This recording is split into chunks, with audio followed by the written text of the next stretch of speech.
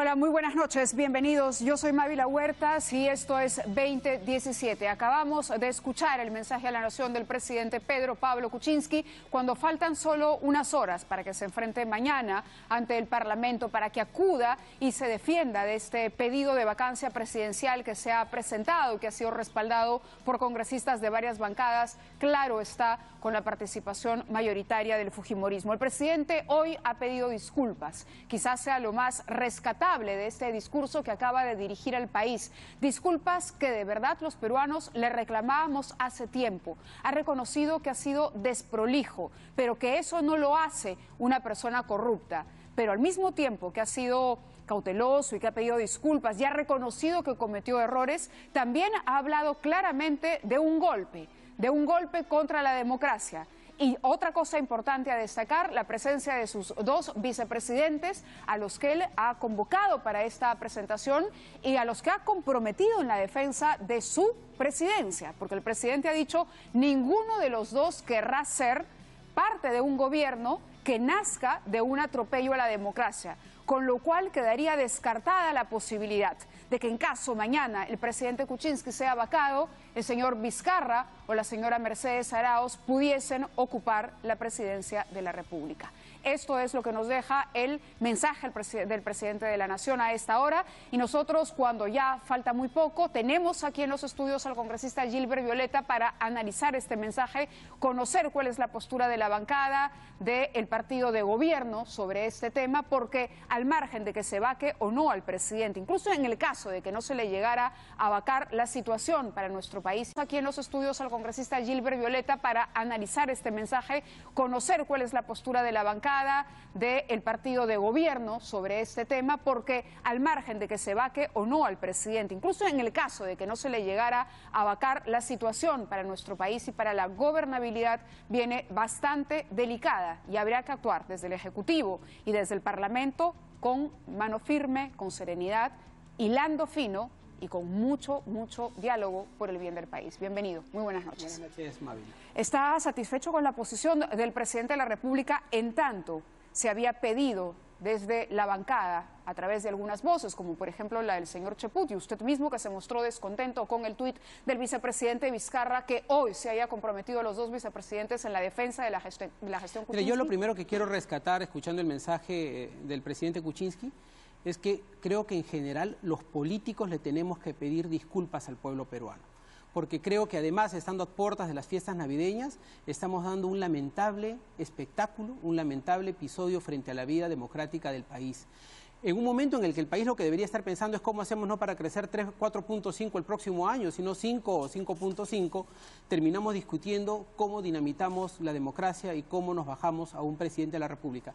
Y en menos de 2 meses podríamos tener descabezado al Ministerio Público, donde se le ha planteado una acusación constitucional contra el fiscal de la Nación, a los magistrados del Tribunal Constitucional, donde se está pidiendo la defenestración de uno de ellos y la sanción para otros 3, y eventualmente mañana, si es que se llegaría a consumar este atentado, este atropello democrático, la propia vacancia del presidente de la República. Eso creo que son 3 hechos trascendentales que no son casuales y que nos deberían llamar a una profunda reflexión. Ahora, tampoco es casual que el presidente el día de hoy haya vuelto a presentar, o por lo menos se ha conocido que ha presentado una nueva acción de amparo en contra del Congreso de la República. Lanza este mensaje, pide la intervención de la OEA, y suena casi a un pedido desesperado, de desesperación y de miedo. No creo porque que sea un pedido desesperado. La reacción de él ha tenido, fíjese, desde que empezó el tema Lavallato, hace ya cuánto tiempo atrás, el presidente ha esperado hasta 24 horas antes quizá para hacer todo lo que pudo haber hecho antes. El debido proceso en relación específicamente al pedido de la vacancia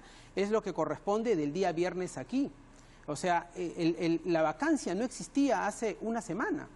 Este pedido de vacancia en los términos en los que se ha planteado, recuerda que el día jueves ni siquiera hemos podido debatir en la mañana porque ni siquiera había ingresado el pedido de vacancia de quienes ya lo habían anunciado días antes. Pero no estoy hablando de la vacancia, estoy hablando de la disculpa y de la explicación que debía dar el presidente, al margen incluso de que la Comisión Lavallato lo investigue o no. Bueno, es decir, el presidente conocía, o por lo menos hoy está al tanto, ¿no?, pero la sensación es, está al tanto y hoy revisa contratos y hoy nos explica y hoy nos muestra pruebas, pero ha tenido que presentarse una moción, un pedido de vacancia para poder conocer de las relaciones empresariales del presidente. Entiendo perfectamente tu punto de vista y que seguro es el punto de vista de muchísimas personas en el país. Sin embargo, creo que ya discutir a estas horas si las disculpas del presidente debió ser hace una semana o hace un mes y no ahora, creo que está bien en términos de análisis y en términos de posición, pero finalmente ahí no está la solución.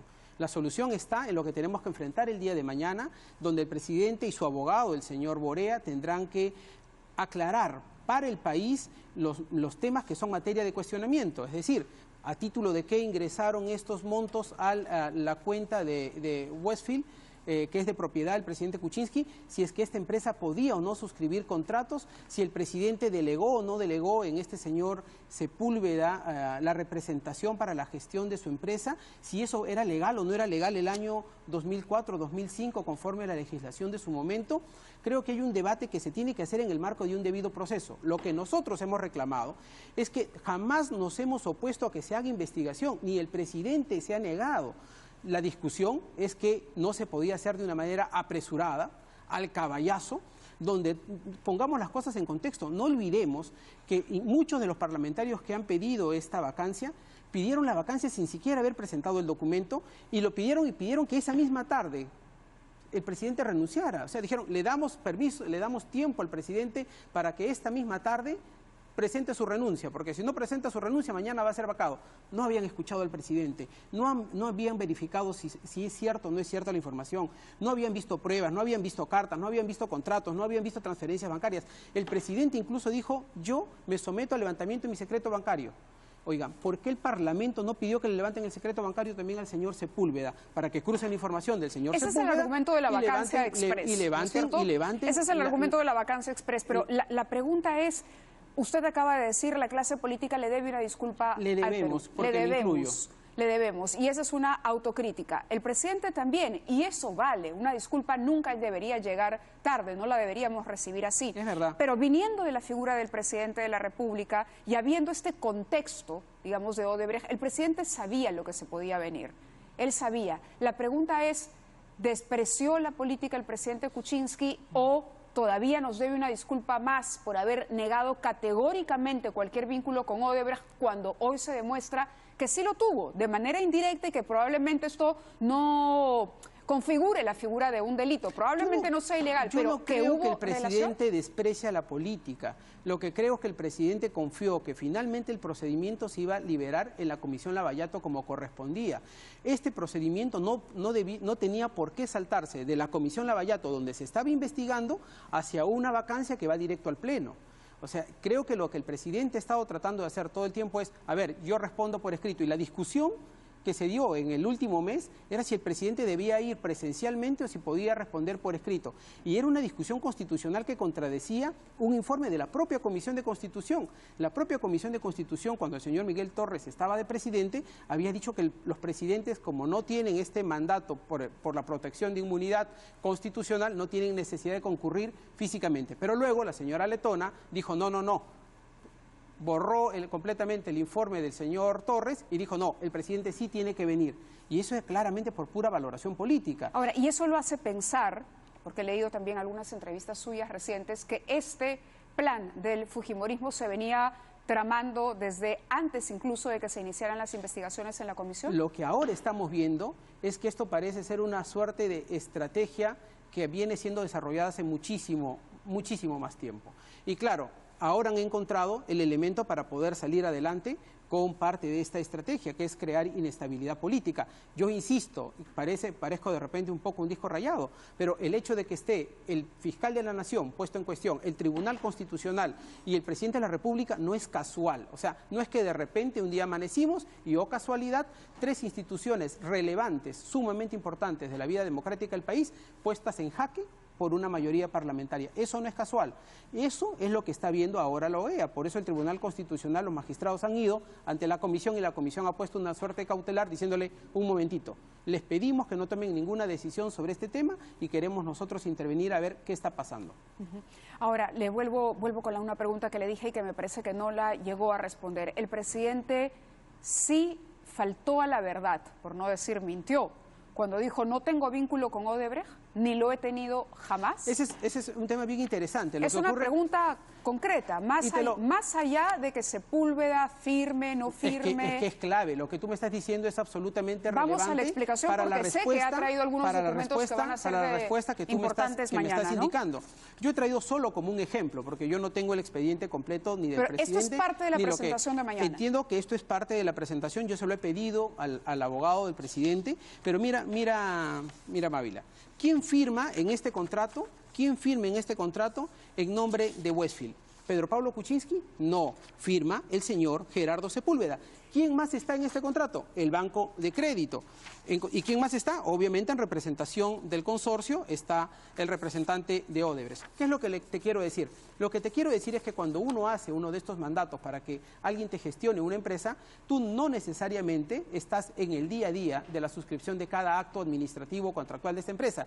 Y peor aún, cuando tienes una empresa que se rige bajo el derecho americano, el derecho anglosajón, el derecho británico, donde lo que cuenta es la palabra. Una cosa que no suele ocurrir en nuestro derecho es que nosotros solemos documentar todo. Si uno quiere entregar un poder a alguien, ese poder tiene que ir donde un notario y ese notario tiene que ponerle su sello, eso va a registros públicos, se inscribe en registros públicos. Lo que pasa en el sistema anglosajón, el sistema americano, el sistema gringo en general, es que la palabra del ciudadano basta. Entonces tú vas donde el banco y le dices yo quiero delegar en la señora Huertas para que la señora Huertas me represente en todo tipo de contratos. El agente del banco registra tu firma, ya delegaste un poder. ¿Eso quiere decir que él podía delegar o que el presidente considera que le bastó delegar de palabra en el señor Sepúlveda a la administración de Westfield para que no tenga hoy un documento que exhibiera ante el Congreso? ¿Sabes por qué funciona eso? Porque en el derecho gringo, si es que alguien toma la palabra indebida de otro ciudadano o de una empresa, eso significa cárcel. O sea, no es como en el Perú, que si lo cometes una vez y no eres reincidente, en fin, no, eso significa cárcel y es un delito serio. O sea, las lógicas son completamente distintas, pero si nosotros no revisamos esto detenidamente, si no vamos por un debido proceso, si no hacemos de que quien tiene que investigar lo verifique, claro, terminamos tomando estas valoraciones apresuradas que hace la Comisión Lavallato, que agarre, lo suelta el documento y lo envía hacia un pedido de vacancia, y en el pedido de vacancia, como si fuese un circo romano, intentamos descabezar al presidente de la República. Eso es absolutamente ilegal. Mire, yo te quiero comentar otra cosa más para ejemplificar este documento que me ha entregado es la copia del que usted acaba de mostrar. Es la copia. Y esto, para que lo tenga claro, por favor, el televidente, corresponde al contrato entre Westfield y la concesionaria Trasvase Olmos, que en este caso está representada por la empresa Odebrecht, que es miembro del consorcio, entiendo. Y también participa el Banco de Crédito. O sea, para que vean que este es un tipo de contratos que no se hacía con cualquier tipo de entidad. Nadie se va a imaginar que el año 2004 la empresa Odebrecht era cualquier empresa. Era una empresa súper reputada en ese momento en el mercado y el Banco de Crédito era y es una empresa sumamente reputada en el mercado. Entonces, que no se van a prestar para cosas, por lo menos el Banco de Crédito, ni en ese momento nadie se imaginaba que en la empresa Odebrecht podían haber otro tipo de transacciones debajo de la mesa, cosa que se ha conocido años después desde Brasil hacia el Perú, ni siquiera porque haya reventado en el Perú, sino desde Brasil. Si me permites, antes que se nos vaya el tiempo, yo quiero también hacer énfasis en el tema de la manera como se ha procedido en la Comisión Lavallato. Nosotros como bancada le pedimos a la señora Rosa María Bartra, y aquí tengo el papelito que da cuenta de eso, como bancada le pedimos que nos alcanzara información sobre algunas pruebas o elementos que hay en la Comisión Lavallato para efectos de que nosotros como bancada también podamos investigar y nuestro propio representante en la comisión y eventualmente el presidente podamos tener material para poder elaborar argumentación. ¿Y qué nos respondió la señora Bartra? Nos dijo que conforme al artículo 88 del reglamento, la información es protegida constitucionalmente, las que obtienen las comisiones investigadoras, y solo es divulgable públicamente en cuanto fueran estrictamente necesarias para justificar la existencia de responsabilidad en el Pleno del Congreso. Es decir, la información de una comisión solo debería ser pública bajo esta lógica cuando la comisión va a acusar a una persona, a un parlamentario o a un alto funcionario, frente al Pleno del Congreso. Pero, ¿qué hizo la comisión días después? Convocó a una conferencia de prensa. Convocó a una conferencia de prensa, agarró la documentación y la tiró a los medios de comunicación. ¿Y eso, según el reglamento del Congreso, tiene una sanción? Eso podría dar lugar a una acusación constitucional. A ética, sin lugar a dudas. Pero además incluso a una acusación constitucional. ¿Pero por qué a una acusación constitucional? Porque estaría viciando el proceso. Es decir, cualquier persona que esté en la Comisión Lavallato y que verdaderamente está siendo investigada por corrupción, podría agarrar esta información, este hecho que ha ocurrido con el presidente Kuczynski para decir, la presidenta de la Comisión ya vició ese proceso, porque está sacando pruebas reservadas de la Comisión y las está haciendo públicas. Esto es como si un fiscal, cualquiera que fuese, imaginemos el fiscal que fue a Brasil a levantar la información y que le tomó el testimonio al señor Marcelo Odebrecht en Curitiba y dice, bueno, pero como este testimonio del señor Odebrecht tiene un interés ciudadano general, ¿qué les parece si lo hago público?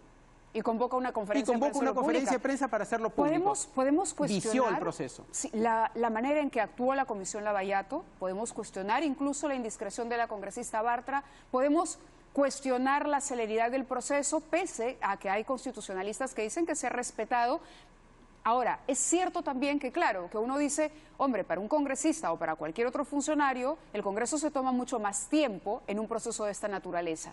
El presidente se está procediendo a hacer un juicio político en tiempo récord, pero existe esa posibilidad enmarcada en la Constitución de acuerdo a los juristas que uno ha consultado. Sí, existe y puede ser que esto amerite, y me permita terminar, en un análisis de esa medida justamente y en no dejar tan abierta la posibilidad de que cuando hay una mayoría de este tipo en el Congreso se pueda abusar de esta posibilidad o de esta acusación de inmoralidad o de incapacidad moral en el presidente. Pero lo que no podemos negar tampoco a ojos, mañana incluso el presidente podría exponer todo esto y podría salir muy bien librado. Podría salir muy bien librado, de repente convence al Congreso de que en efecto aquí no hay nada ilegal, pero hay un problema de fondo que sí entra en el terreno de la ética, que es que el presidente dijo, y vuelvo a mi pregunta, discúlpeme que lo cargue, el presidente dijo, no tengo ningún vínculo. El presidente asumió la presidencia y no es solo falta de prolijidad, porque ya cuando él asume la presidencia había estallado el escándalo Odebrecht y ya había rendido cuentas sobre los ingresos de Westfield y ya había presentado sus impuestos por los ingresos de Westfield.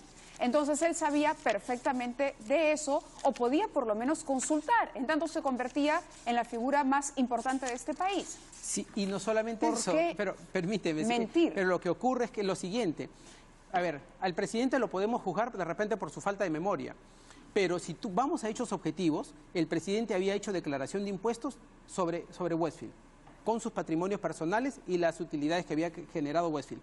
El presidente, cuando asumió el cargo como presidente de la República, hizo una declaración jurada de incompatibilidad de intereses y ahí menciona la existencia de Westfield. Es decir, los documentos que había mostrado, que había expuesto públicamente y que están en la web para que cualquier ciudadano acceda en la declaración jurada del presidente, está puesto Westfield y en sus declaraciones juradas. Es decir, hay una serie de información pública dada por el presidente hacia la ciudadanía que daba cuenta que Westfield sí existía. Claro, pero si era tan pública, el presidente no puede alegar que no la conocía entonces. Bueno, pero el presidente no había dicho que, incluso en algunas entrevistas él había mencionado Westfield, incluso desde la campaña anterior.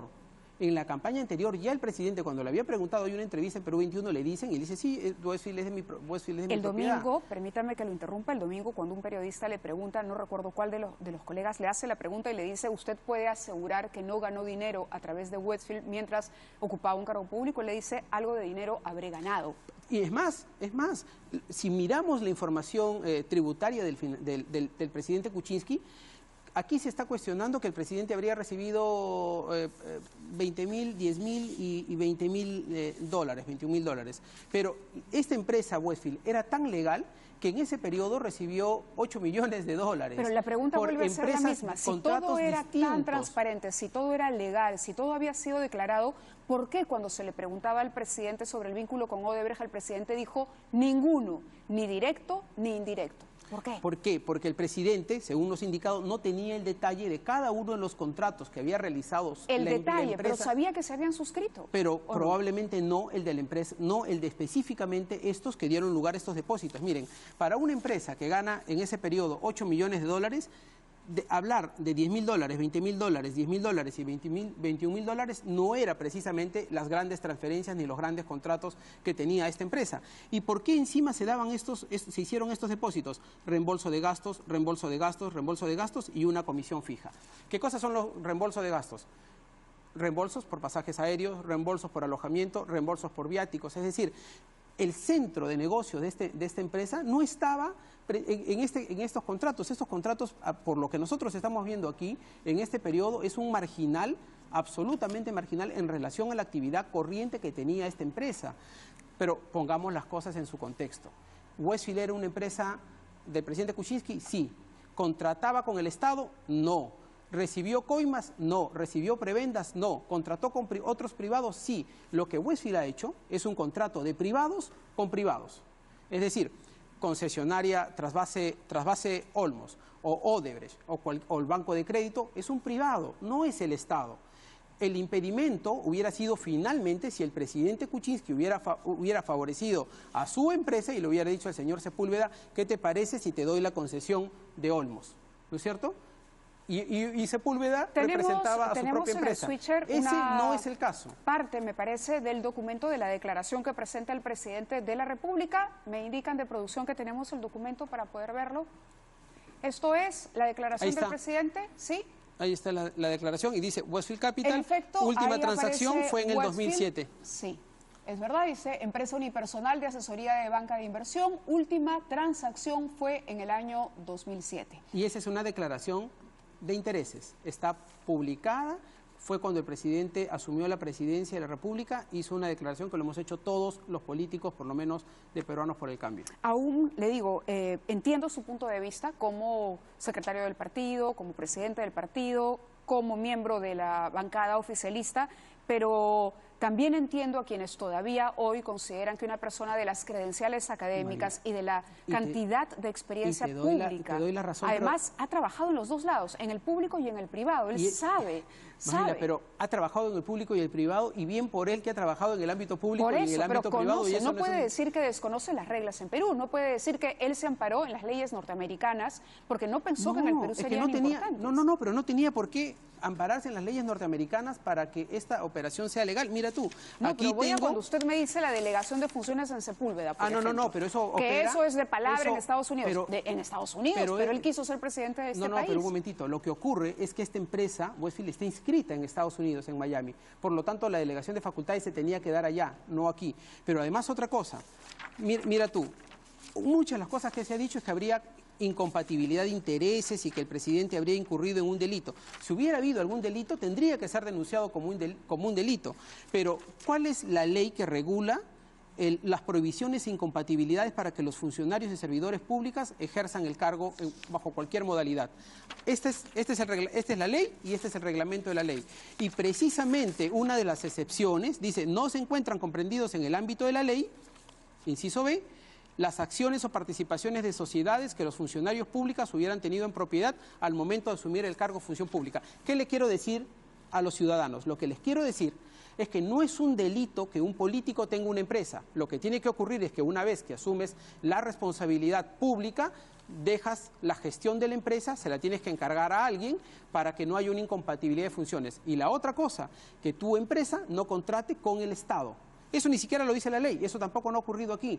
Este ha sido un contrato de dos empresas privadas.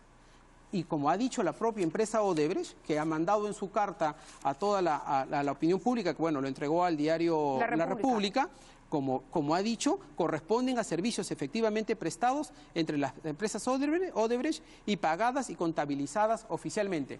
No estamos hablando de una coima, no estamos hablando de la famosa caja 2, que era una caja negra. Eso está claro, ¿no es cierto? Eso está claro. Y seguramente mañana, yo no quiero estructuración. entrampar la entrevista en este tema porque creo que mañana el presidente va a tener el tiempo que le ha otorgado el Congreso, que son 2 horas, va a tener además la asesoría del señor Borea, que es uno de sus abogados. Hay otro abogado que lo va a acompañar. ¿Sabe usted quién es? No, es el equipo de Borea, pero es Borea el quien tiene que hablar. Él es el que va a tomar la palabra. va a hablar el presidente también, Sí. seguramente, y los congresistas le van a enrostrar líneas de tiempo como las que hoy publica el diario El Comercio, con las coincidencias que hay entre los ingresos a Westfield o los pagos que se hace desde la concesionaria Trasvase de Olmos y las decisiones que se toman en el Estado. Pero eso corresponderá al debate de mañana. La pregunta de hoy es, ¿cómo llegan ustedes confiados a lo que será la votación de mañana? Porque el presidente también en este mensaje de alguna manera ha dicho, ojo, mis presidentes se van conmigo. Y ha sido muy confrontacional con el fujimorismo y ha dicho, ojo, si se van conmigo, esto es nuevas elecciones. Y en nuevas elecciones todos van a perder. Fujimoristas, PPCaucistas, todos. Yo hablo en este momento completamente a título personal. Lo que yo creo es que en el Perú, si es que se vaca al presidente de la República, no habría ningún clima de gobernabilidad sostenible a partir del día viernes. No creo que haya un gobierno que se pueda sostener solo por el solo hecho de que el presidente se va y los vicepresidentes entran como si fuesen suplentes. Creo que es muy difícil poder sostener la gobernabilidad. Primero, yo creo que esa es una responsabilidad recaída en el presidente de la República, pero de no darse, habría una verdadera crisis política muy profunda en el país. Muy profundo. Pero cuando el presidente dice, ojo, mis vicepresidentes están conmigo y aparecen Vizcarra y Mecha Arauz ahí, ¿no le está diciendo el fujimorismo, mira, te puedes quedar? ¿No está haciendo una advertencia o una amenaza? Yo creo que es una opción, yo creo que es una opción muy realista, porque, insisto... ¿Por qué el capricho de dejar, por ejemplo, sin la capacidad de continuar el mandato al señor Vizcarra o a la señora Mercedes Arauz? No creo que se trate de un capricho. Lo que creo es que cualquier persona que represente al presidente Kuczynski en una sucesión, llámese vicepresidentes, no tendrían la capacidad real para gobernar el país. ¿Por qué? Me parece que sería muy difícil. Pero son vicepresidentes de la República y el presidente los ha elegido para hacer esa plancha. ¿Sabes por qué, Mávila? No por el hecho de que la Constitución no prevea que ellos puedan ser vicepresidentes, sino por la circunstancia política que da lugar a la vacancia. ¿Cuál es la circunstancia política? Una mayoría parlamentaria que no deja gobernar. Y si no ha dejado gobernar al presidente Kuczynski, ¿qué nos hace suponer que van a dejar gobernar a Martín Vizcarra? Pero lo que se está cuestionando es la idoneidad del presidente Kuczynski, no la idoneidad del señor Vizcarra o de la señora Mercedes Arauz. Y estamos seguros que de darse la vacancia no van a encontrar una manera de buscar la idoneidad de Martín Vizcarra o de Mercedes Arauz y de cuestionar su capacidad. Es un tema de confianza, pero no es un tema que esté establecido en la Constitución. Pero mira, tú es decir, en la Constitución dicen, se vaca el presidente, asume el vicepresidente. Ustedes están descartando. El propio presidente ha dicho, no. Pareciera que hubiera instruido a sus vicepresidentes a mí permítanme dudar y dudo muchísimo sobre esto, porque yo recuerdo las dos conversaciones que tuvo el presidente Kuczynski con la señora Fujimori. Lo primero que le dijo la señora Fujimori es, ¿sabe qué, presidente? Queremos que usted termine el 2021. Perdón, pero eso no estaba en agenda. Eso deberíamos darlo por descontado, ni siquiera debería pasar por nuestras cabezas. Claro que queremos que termine el 2021, si eso es lo que dice la Constitución. Aquí lo que tendríamos que estar hablando es cómo nos ponemos de acuerdo para sacar el país adelante. Para que quede claro, el presidente y la bancada, en este caso usted, porque es la persona que tengo aquí invitada, ¿no creen que el señor Vizcarra pueda conducir los destinos del país tras una vacancia? En este momento no hablo como la bancada, sino le doy una opinión personal.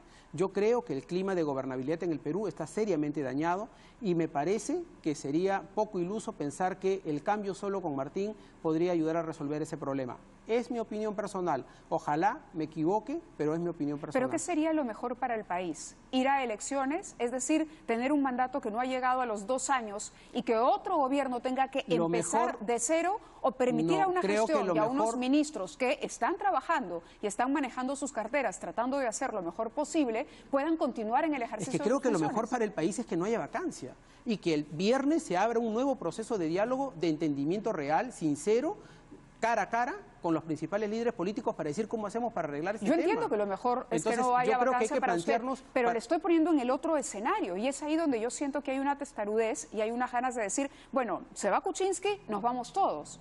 Es que no creo que cuando la Constitución establece, y por algo, el propio presidente empoderó a sus vicepresidentes, por eso se lo digo, el presidente empoderó, él dijo que los vicepresidentes no eran decorativos, los escogió a pesar de que seguramente mucha gente del partido quedó descontenta con la elección, porque después hubo críticas hacia la figura de Martín Vizcarra, y sin embargo hoy jala a los vicepresidentes. Que yo no tengo la menor duda de que cualquiera, tanto Martín como Mercedes Arauz, son personas con extraordinarias condiciones profesionales, técnicas y políticas. Es que ese no es el problema. Pero no habría que esperar que ellos tomaran las decisiones. Pero, y en última instancia, si me permites una cosa, y en última instancia, creo, para mí, es un escenario absolutamente negado plantear ese supuesto.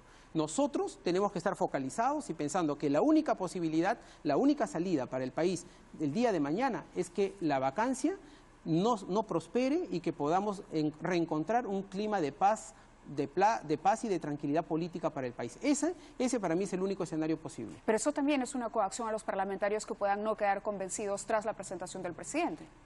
Yo le estoy planteando una posición que creo que es la posición que la mayoría, estoy seguro que la mayoría de peruanos creemos. No creo que sea una posición de coacción. El fujimorismo tiene los votos perfectamente para poder hacer lo que ellos quieren, lo han demostrado hasta ahora. Pero no para vacar al presidente. Más allá de entender razones, tienen posiciones políticas que a veces nos cuesta entender. Pero no bueno, para vacar al presidente. No debería. No debería. Y si me permites un comentario, ¿por qué ocurren estas cosas? Y a eso voy. Creo con las otras fuerzas políticas. Lo otro que tenemos que pensar después del día jueves es que necesitamos reformas políticas y constitucionales profundas porque hay cosas que no están funcionando. Mira tú, todos los mecanismos parlamentarios están hechos para potenciar la capacidad de las minorías, porque siempre la idea era proteger a las minorías como parte de una lógica del sistema democrático. Cuando estas herramientas están en manos no de una minoría, sino de una mayoría, se convierte en una bomba nuclear. Pero hablo de un mensaje que se estaría dirigiendo hacia las bancadas que no son el fujimorismo, hacia las otras bancadas. Es decir, a ellos se les estaría diciendo, miren, nos vamos todos. No creo que ese es el mensaje. Creo que el mensaje a las otras bancadas es, y yo me pongo, por ejemplo, en el lugar de Acción Popular. Acción Popular, el partido de Fernando Belaúnde de Terry, quiere cargar sobre sus hombros con un golpe de Estado encubierto como el que está viendo en este momento, el Frente Amplio y Nuevo Perú, que han luchado para devolverle la democracia al Perú, que han sido opositores férreos a la dictadura del 90, quieren darle al país una nueva dictadura. Nuevamente su posición, pero ellos podrían quedar en libertad de tener, digamos, el criterio de elegir. Pero con esta amenaza, entonces hay un escenario descartado a priori por el gobierno. Porque creo que estás leyendo mal el mensaje del presidente y no se trata de una amenaza, se trata de una posición política. No puede ser que lo que el presidente está diciendo de manera, creo que sincera, en relación al escenario político que estamos viviendo, deba ser visto como una amenaza de ninguna manera. Es una posición política y creo que es respetable. Mi posición política de repente es hasta más radical que esa, pero son posiciones. Aceptar, y me imagino que los vicepresidentes han aceptado eso, porque si no, de lo contrario, tampoco se puede explicar que hayan aparecido y eso lo saludamos, en ese mensaje a la nación, pese a que en un primer momento, ojo, acá hay un cambio, hay un cambio de los vicepresidentes. El día de hoy han aparecido con Kuczynski, pero por su parte el primer tuit de Vizcarra fue duramente criticado porque él decía hay que defender la gobernabilidad. Y por otro lado, Mercedes Arauz, a la cadena Reuters, ya le había dicho que los vicepresidentes estaban aquí para defender este gobierno y se referían al periodo de elegido de Kuczynski, no necesariamente a la presencia de Kuczynski estrictamente, a mí me sino parece a la gestión, buenísimo que los dos años. presidentes hayan salido juntos con el vicepresidentes hayan salido juntos con el presidente porque demuestra institucionalidad. No me queda mucho tiempo, algunas últimas preguntas. El tema del gabinete multipartidario. Mañana el presidente, pongámonos en el escenario de que se va, que ya sabemos lo que va a pasar, lo lógico es con la renuncia de los dos vicepresidentes tendría que convocarse elecciones. El presidente no es vacado. A partir de ahí, con esta confrontación abierta con el fujimorismo, ¿también se cumpliría el mismo pronóstico que usted ha hecho para la eventual sucesión de Martín Vizcarra? Es decir, va a ser muy difícil, va a ser muy difícil. ¿Cómo hacer para conducir este país con la serenidad y calma que se necesita? Y voy a utilizar una palabra que es lo más odiosa y antidemocrática posible, pero tenemos que forzar un diálogo. Tenemos que forzar un diálogo democrático de entendimiento. Yo sé que es difícil, pero creo que tenemos que una y otra vez insistir en esa posibilidad. Segunda, creo que tenemos que construir una mejor política de aliados. Pero forzar un diálogo es una manera de decirlo, de tender puentes e insistir en esta idea.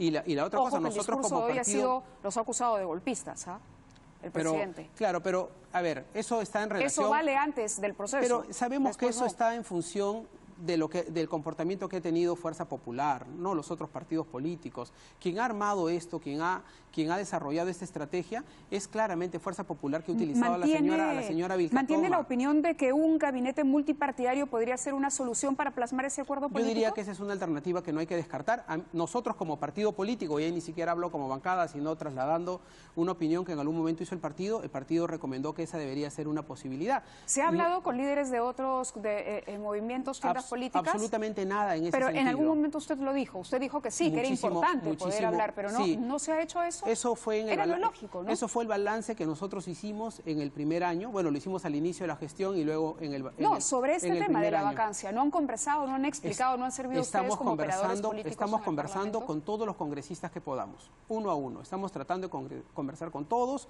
Cada uno tiene algunas personas que siempre son más allegadas porque participamos en algunas comisiones con algunos y entonces siempre hay algunas cercanías indistintamente. ¿Y en base a esas conversaciones a qué conclusión llega? ¿Mañana se vacará o no al presidente? En que creo que todos los parlamentarios están en una profunda reflexión democrática, todos, con todos los que hemos conversado, nadie nos dice ya estoy absolutamente cerrado y mi decisión es vacar en este sentido o en el otro sentido. Todos dicen queremos escuchar al presidente de la República. ¿Y la negociación con las bancadas ha pasado por ejemplo, formar parte de este gabinete multipartidario? No, de ninguna manera. Ese ni siquiera es un tema que se ha planteado. Y ni siquiera es un tema que en este momento esté puesto sobre el propio Ejecutivo. Eso fue un comentario que en algún momento hemos hecho desde el partido como una posición política, pero en todo caso eso se podrá analizar después del día jueves. Correcto. Muchísimas gracias, congresista, por haber estado con nosotros. Estaremos desde mañana muy atentos y aquí en Canal N les hemos anunciado también desde las 9 de la mañana siguiendo todos los detalles del que será sin duda un proceso histórico para nuestro país. Y de aquí en adelante la verdad dependerá de todos empujar el país que tenemos que defender, porque la situación en cualquiera de los dos escenarios va a requerir del mayor esfuerzo de la clase política, de las instituciones y de nosotros los ciudadanos. Hacemos una pausa y regresamos con más.